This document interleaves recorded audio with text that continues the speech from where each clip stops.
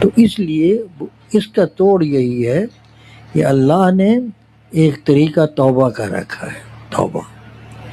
اور توبہ کا کیا مطلب ہے کہ آدمی، توبہ کا جو لفظی معنی بنتا ہے وہ یہی بنتا ہے کہ ایک آدمی جا رہا ہے، کہیں جا رہا ہے، راستے پر جانا اس نے تھا کسی جگہ پر، لیکن راستہ اسے صحیح نہیں مل سکا، وہ غلطی سے دوسرے راستے پر چل پڑا۔ کسی سے راستے میں پوچھا کہ بھئی منزل نہیں آ رہی، آ جانی چاہیے تھی، وہ کہتا ہے کہ تو نے کہاں جانا ہے؟ وہ کہتا ہے میں نے یہاں جانا تھا۔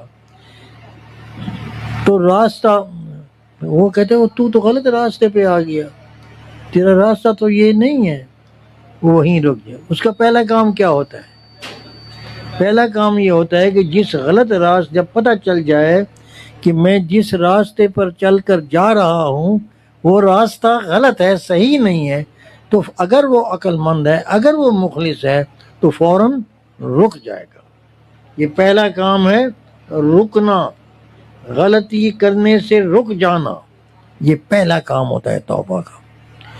دوسرا کام یہ ہوتا ہے کہ جو وقت یا طاقت ضائع ہوئی اس پر پشیمان ہونا، کہ میں اس راستے پر چلتے ہوئے اتنا وقت ضائع کر بیٹھا، اتنی تھکاوٹ بھی کیا، اتنا خرچ بھی ہوا، میں نے ضائع کر دیا، تو یہ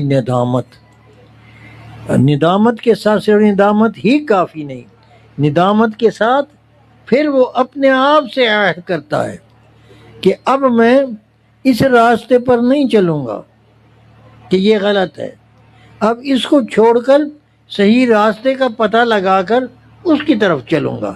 یہ چلنا، اس راستے کو چھوڑ کر دوسرے راستے پر قدم رکھنا، یہ توبہ ہے۔